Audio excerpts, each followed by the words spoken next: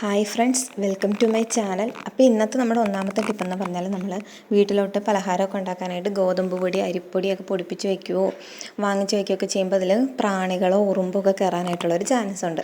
അപ്പോൾ അതും പോകാനായിട്ട് നമ്മൾ വീട്ടിൽ കറിക്കൊക്കെ ഉപയോഗിക്കുന്ന മഞ്ഞൾപ്പൊടി കുറച്ച് അതിലോട്ട് ഇട്ടിട്ട് ഒരു സ്പൂൺ വെച്ചിട്ട് നന്നായിട്ട് ഇളക്കി മിക്സ് ചെയ്തതുപോലെ വെക്കുകയാണെന്നുണ്ടെങ്കിൽ ഈ പ്രാണി ശല്യവും ഉച്ചെടുക്കുന്നതോ ഉറുമ്പ് ശല്യം അങ്ങനെയുള്ള ശല്യങ്ങളോ ഒന്നും ഉണ്ടാകാതെ നമുക്കിത് കുറേ നാൾ കേടുകൂടാതെ പൂപ്പലൊന്നും പിടിക്കാതെ ഇത് ഉപയോഗിക്കാനായിട്ട് പറ്റും. ഇനി നമ്മുടെ സെക്കൻഡ് ടിപ്പെന്ന് പറഞ്ഞാൽ നമ്മുടെ വീട്ടിലെ ചെരുപ്പ്, അതായത് കുറച്ച് നാൾ കഴിയുമ്പോൾ അതൊന്ന് മങ്ങി തുടങ്ങും. അപ്പോൾ നമുക്കതൊന്ന് ചെറുതായിട്ടൊന്ന് പോളിഷ് ചെയ്തെടുക്കണം, പുതുപുത്തൻ പോലെയൊക്കെ ഒന്ന് ആക്കിയെടുക്കണം എന്നുണ്ടെങ്കിൽ ഒരു സിമ്പിൾ ടിപ്പാണ് നമ്മൾ പറയാൻ പോകുന്നത്.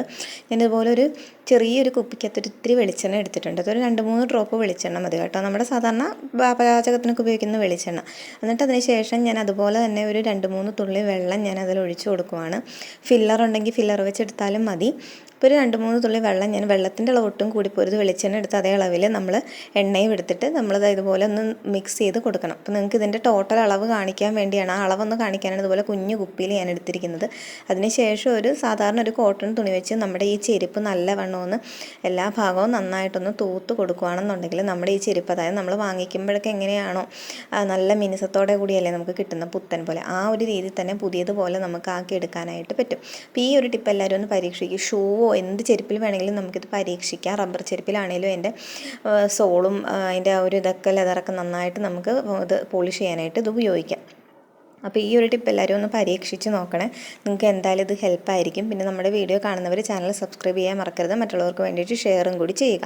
ഇപ്പോൾ നമുക്ക് അടുത്ത ടിപ്പിലോട്ട് പോകാം. നമ്മുടെ അടുത്ത ടിപ്പെന്ന് പറഞ്ഞാൽ നമ്മുടെ വീട്ടിൽ ഇതുപോലത്തെ അലമാരയൊക്കെ ഉണ്ടെങ്കിൽ അതിൻ്റെ അടിയിലൊക്കെ നമ്മുടെ ചൂല് ചിലപ്പോൾ എത്തത്തില്ല. അപ്പോൾ അതിൻ്റെ അടിയിലോട്ടൊക്കെ നമുക്ക് ചൂല് വെച്ച് എത്തിച്ച് എപ്പോഴും അതിൻ്റെ അടിയിലുള്ള മാറാലെ അതും ഇതും പൊടിയൊക്കെ തൂത്തെടുക്കാൻ നമുക്ക് പാടാണ്.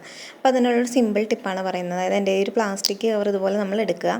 ആ പ്ലാസ്റ്റിക് കവറിൻ്റെ കൂട്ടത്തിൽ നമ്മൾ ഷർട്ടൊക്കെ തൂക്കിയെടുക്കാനൊക്കെ എടുക്കുന്ന ആങ്കർ ഉണ്ടല്ലോ, ആ ആങ്കറും കൂടി എടുക്കുക. അപ്പോൾ ഇത് രണ്ടും വെച്ചിട്ടാണ് നമ്മൾ ചെയ്യാൻ പോകുന്നത്. അതായത് നമ്മുടെ ഈ ആങ്കർ ഇതുപോലെ ഒരു പ്ലാസ്റ്റിക് കവറിലോട്ട് ഇതുപോലെ കയറ്റി കൊടുക്കുക. ഒത്തിരി വലിയൊരു കവറൊന്നും എടുക്കേണ്ട ആവശ്യമില്ല, ഇതുപോലെ ചെറിയ കവർ എടുത്താലാണ് നമുക്ക് ഇത്രയും കൂടി യൂസ്ഫുൾ ആണ്. എന്നിട്ട് അതിൻ്റെ വള്ളി വെച്ചിട്ട് വലിച്ചത് ഇതുപോലെ ഒന്ന് അകത്തോട്ട് കയറ്റി വയ്ക്കുക.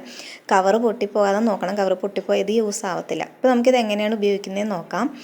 നമ്മുടെ ഈ ആങ്കറിൽ കവർ വെച്ചിട്ടുള്ള ആ ഒരു പ്രൊഡക്റ്റ് നമ്മൾ ഇതുപോലെ നമ്മുടെ ഈ ഒരു അലമാരയുടെ അടിയിലോട്ട് ഇതുപോലെ ഒന്ന് കയറ്റി കൊടുത്താൽ മതി. ഇതിൻ്റെ അടിയിലുള്ള ചുക്കിലിയോ പൊടിയോ മാറാലയോ എന്തുണ്ടെങ്കിലും ഇതുപോലെ നമുക്ക് നന്നായിട്ട് പുറത്തോട്ട് പോകുന്നു കിട്ടും കേട്ടോ. അപ്പോൾ ഈ ഒരു ടിപ്പ് എല്ലാവരും ഒന്ന് പരീക്ഷിച്ച് നോക്കണം. സിമ്പിൾ ടിപ്പാണ്, എല്ലാവർക്കും ഇത് ഹെൽപ്പാവും. വളരെ ഈസി ആയിട്ട് നമുക്ക് മുക്കിനും മൂലയിലൊക്കെ ഉള്ള പൊടി നമുക്ക് തൂത്തെടുക്കാനായിട്ടുള്ള ഒരു സിമ്പിൾ ട്രിക്കാണ് കേട്ടോ ഇത്. പിന്നെ നമ്മുടെ അടുത്ത ഇതെന്ന് പറയുന്നത് ടിപ്പെന്ന് പറയുന്നത് നമ്മുടെ വെളുത്തുള്ളിയൊക്കെ തോല് പൊളിക്കുക എന്ന് കുറച്ച് ടഫായിട്ടുള്ളൊരു പണിയാണ്.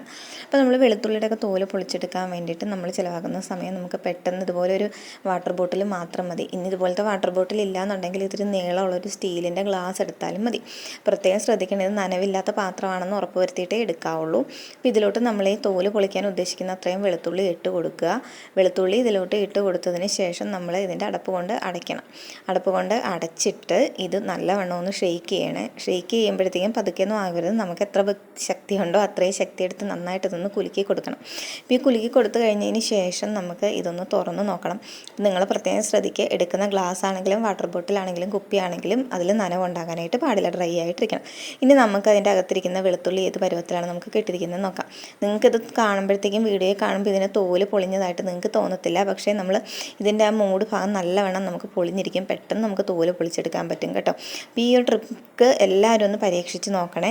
അപ്പോൾ വെളുത്തുള്ളിയൊക്കെ തോല് പൊളിക്കാനായിട്ട് കുറച്ച് ടഫാണ്, നമുക്ക് എപ്പോഴും പൊളിക്കാനായിട്ടൊക്കെ ഉള്ള ഒരു ആവശ്യത്തിന് നമ്മൾക്ക് ഇത്തിരി ബുദ്ധിമുട്ടാണ്. അപ്പോൾ ഈ ഒരു ട്രിക്ക് എല്ലാവരും ഒന്ന് പരീക്ഷിച്ച് നോക്കുക. അതിൻ്റെ ആ മേൽഭാഗം നന്നായിട്ട് നമുക്ക് പൊളിഞ്ഞ് കിട്ടും, നന്നായിട്ട് നിങ്ങൾക്ക് ഉപയോഗിക്കാനും പറ്റും. അപ്പോൾ വീഡിയോ ഇഷ്ടമെങ്കിൽ ചാനൽ സബ്സ്ക്രൈബ് ചെയ്യുക, വീഡിയോ ലൈക്ക് ചെയ്യുക, കമൻറ്റ് ചെയ്യുക, ഷെയർ ചെയ്യുക. Thank you.